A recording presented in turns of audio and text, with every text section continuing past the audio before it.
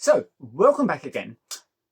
I'm going to talk again about DxO PhotoLab. I'm going to take you on the computer in a minute, and I want to show you how I use PhotoLab for weddings. This is my first wedding with PhotoLab. I've been using it over the last 2 or 3 weeks on other shoots, but this is my first wedding that I'm going to do, and I'll show you how I use it, and I'll mention how it compares to Lightroom and leave you to judge. Is it easy to use? Is it more flexible? Is it cheaper? I'll put a link down in the comments, in the description, with a link to PhotoLab so you can take a look for yourself, and let's go over to the computer. Okay, so as is normal with most of my videos, I haven't done a huge amount of preparation. This is real life. I'm a real photographer. My job is wedding photography, boudoir, portraits, families, and so on, rather than YouTube. So forgive me if it's not as polished and slick as you might be used to on YouTube. So with let me just go to Lightroom. So with Lightroom, and I've imported the photos from the wedding I've just done with Lightroom. So with Lightroom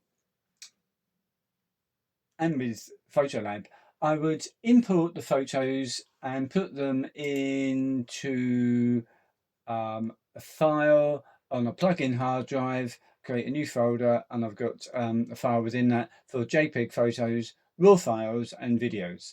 So import from the camera into these folders on a plug-in hard drive. That's common for both of these. Of course, in Lightroom, we have to import. So we go to library, we do import. We have to import them into, well, let me show you, into a new catalog, sorry, a new collection. So I've added them to a collection. I've already done this, of course. And somewhere in here, we've got Ian and GHIJ.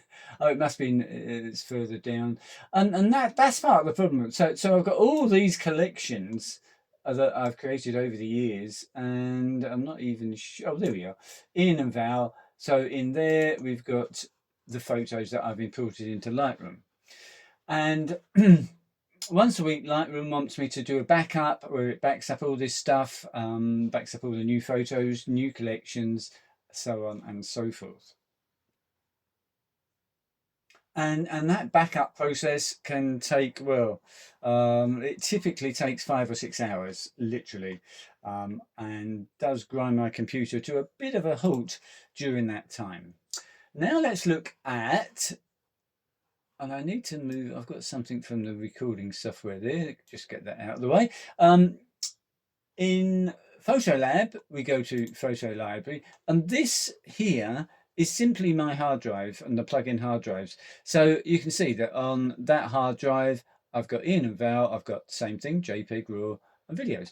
But when I click on RAW here, what I'm seeing is the files directly off of my hard drive. This isn't a catalogue, I haven't imported these are straight off the hard drive. And what I do when I'm editing wedding photos is very simple. I choose which photos I want to edit from the, now this was a fairly, I was only there until about 3:30, just to the group photos. Someone else then took over because I've had a motorcycle accident, hurt my leg, and I really couldn't do more than 4 hours at a wedding. So I'm waiting for the other photos from the other photographer to arrive. I'll add those to here, and then I can do the proper editing.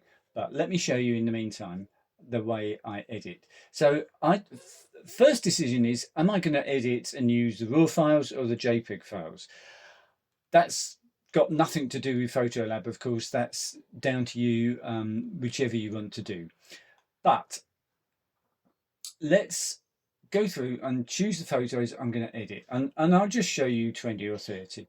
So I want to have that one in there, so I'm just going to click 7 on my keyboard, and what that does is that turns that little button there to green, which means it's tagged.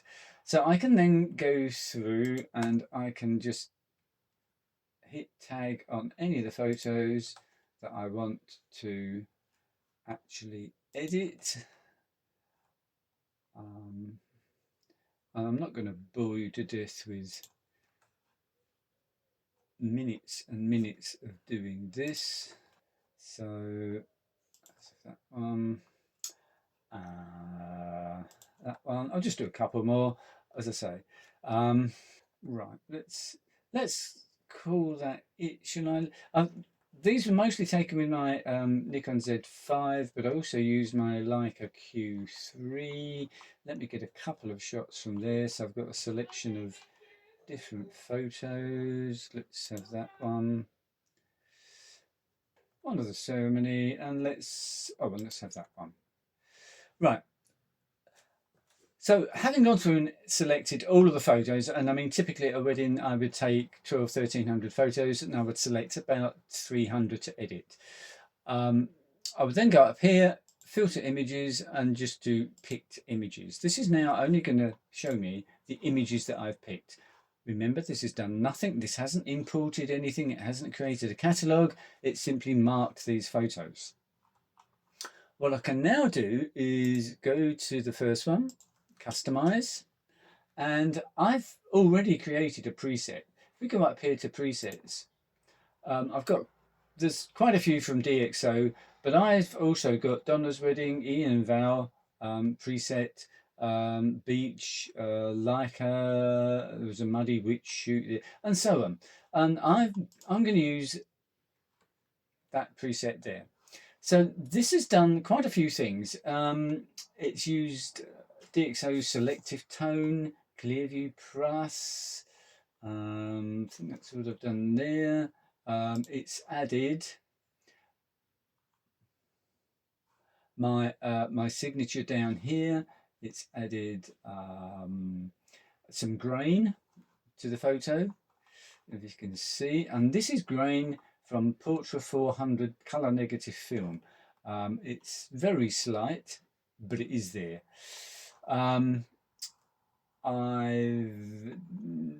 done a little bit of vignetting. I've added a frame, this white frame, I've added frame, and I've added a very, very small amount of paper grain as a texture as well. So you just work on one photo, get that to look how you want all the photos to look, and then I simply hit Control A. That highlights all of these, and I right click on any of them and say apply preset, and I apply the preset that I want, Ian and Val, and that will now apply that preset to all of these photos. Just give it a moment to work its way through. That's now done. Now what I would do is then individually go through each photo and probably just look to adjust, go up here to the lighting and just adjust the exposure if I needed to. Maybe also something like crop. I don't really want that sign in there, so I would simply crop that photo. Keep the aspect ratio of 3:2, so I can just bring that in a little bit. Sadly, going to have to lose their feet, so we're coming quite a lot actually for that one then. And call that it. That'll be the crop.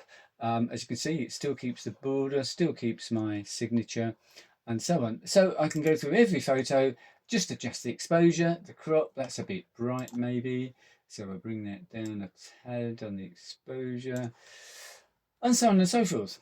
Now, I can also create a project which will keep these photos for me for future reference should I need to.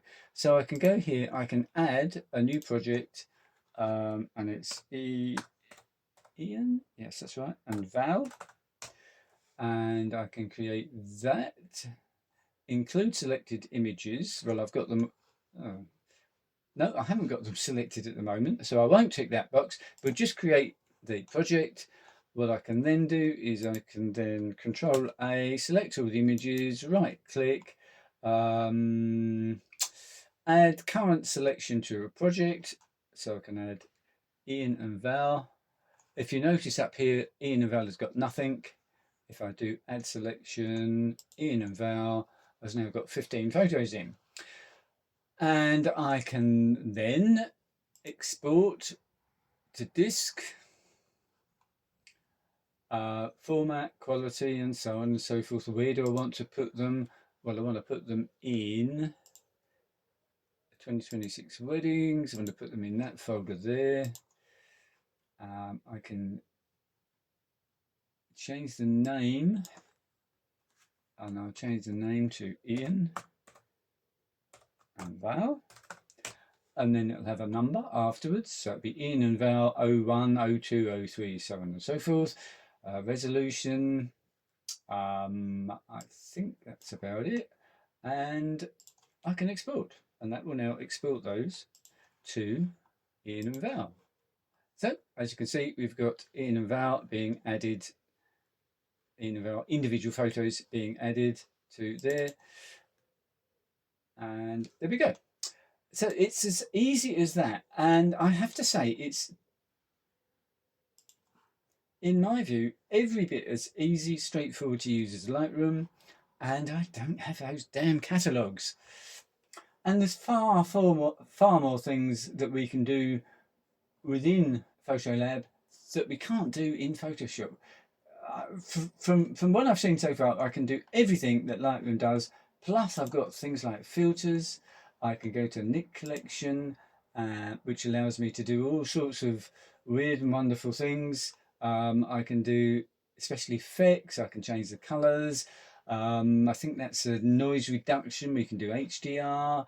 Oh, and as I say, it just allows me, if I want to be so much more creative. We've also got a film pack up here, which allows me to take a photo and apply a film pack, which DxO have already created. If I want a photo that looks like, and I mean really, really looks like Portrait 400, I can just click on that, open a photo, apply a Portrait 400 preset, which has been kind of scientifically designed by DxO, and it really, really does look like Portrait 400.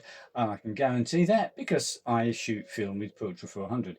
I can't speak for anything else, but if they've got it absolutely spot on with Portrait 400, I presume they've got it right with other things. So, PhotoLab there. So far, I'm very, very pleased with the way it works. Take a look, decide for yourself, and you might find it more useful than Lightroom. Thank you for watching.